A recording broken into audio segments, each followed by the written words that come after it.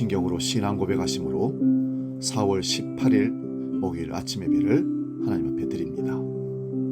나는 전능하신 아버지 하나님, 천지의 창조주를 믿습니다. 나는 그의 유일하신 아들, 우리 주 예수 그리스도를 믿습니다.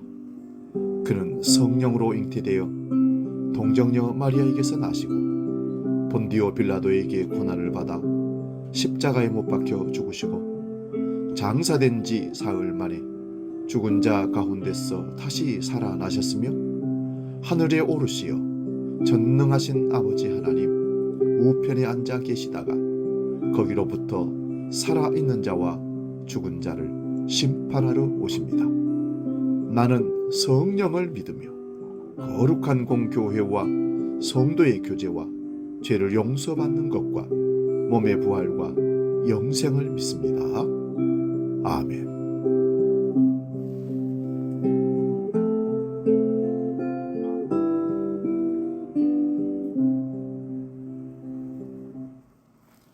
찬송가 582장 어두운 밤 마음에 잠겨 함께 찬송합니다.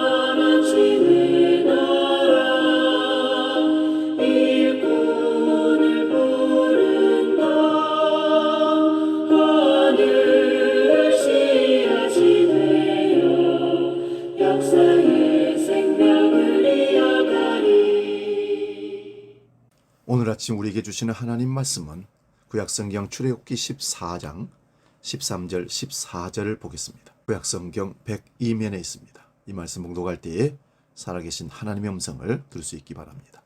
출애굽기 14장 13절 14절입니다. 봉독합니다. 모세가 백성에게 이르되 너희는 두려워하지 말고 가만히 서서 여호와께서 오늘 너희를 위하여 행하시는 구원을 보라. 너희가 오늘 본 애굽 사람을 영원히 다시 보지 아니하리라. 여호와께서 너희를 위하여 싸우시리니 너희는 가만히 있을지니라. 아멘.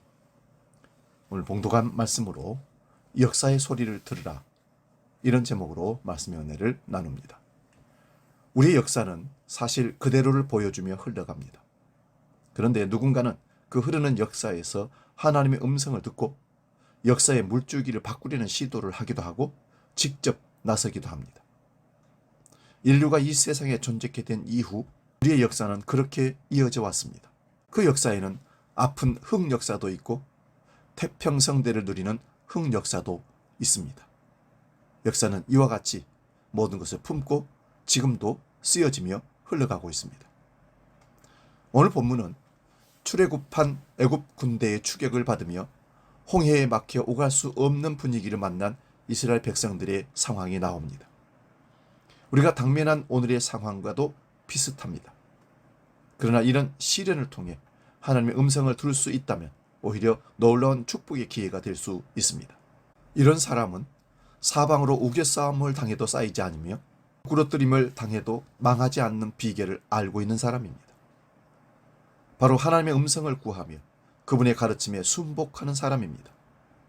사람들은 우리의 현실을 위기라고 하는데 왜 위기가 옵니까? 첫째는 범죄의 결과입니다. 창세기 13장 13절에 보면 소돔과 고모라의 멸망은 범죄의 결과였다고 기록하고 있습니다. 소돔 사람은 악하여 여호와 앞에 큰 죄인이었더라.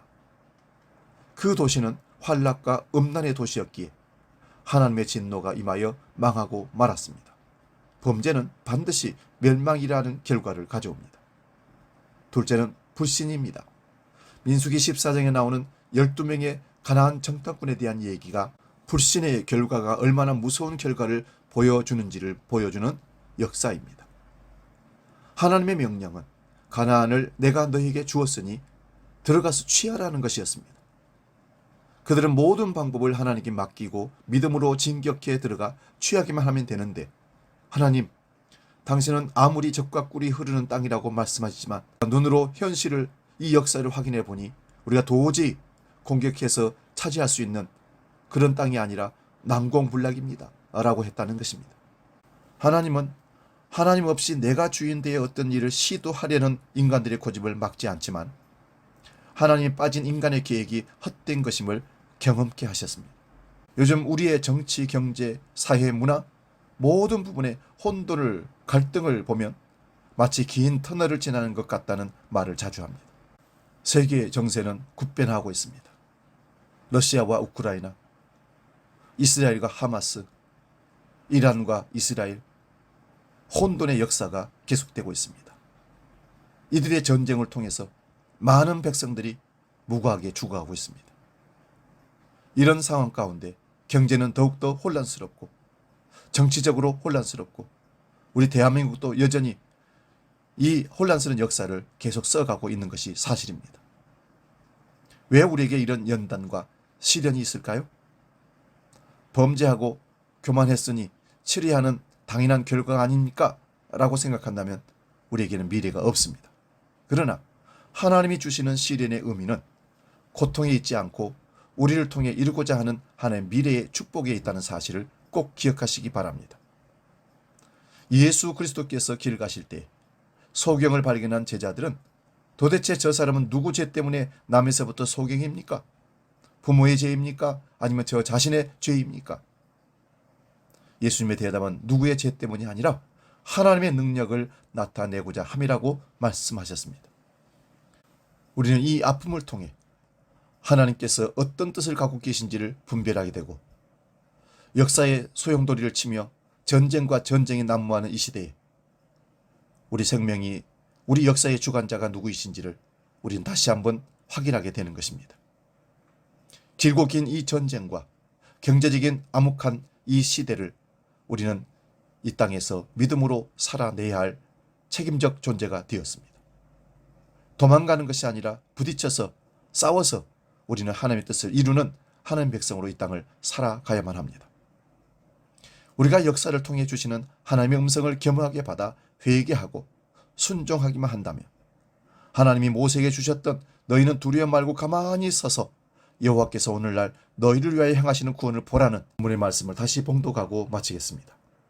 모세가 백성에게 이르되 너희는 두려워하지 말고 가만히 서서 여호와께서 오늘 너희를 위하여 행하시는 구원을 보라. 너희가 오늘 본 이 애굽 사람을 영원히 다시 보지 아니하리라.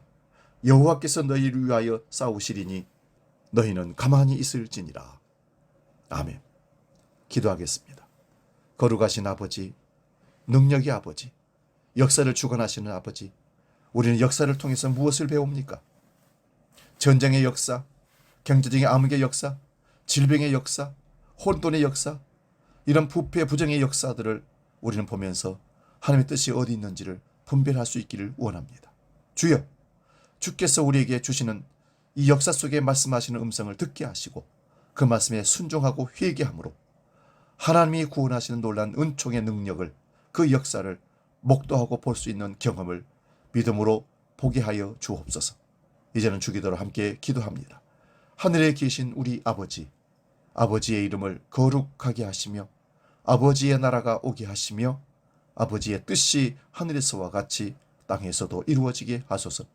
오늘 우리에게 일용할 양식을 주시고 우리가 우리에게 잘못한 사람을 용서하여 준 것 같이 우리 죄를 용서하여 주시고 우리를 시험에 빠지지 않게 하시고 악에서 구하소서. 나라와 권능과 영광이 영원히 아버지의 것입니다. 아멘.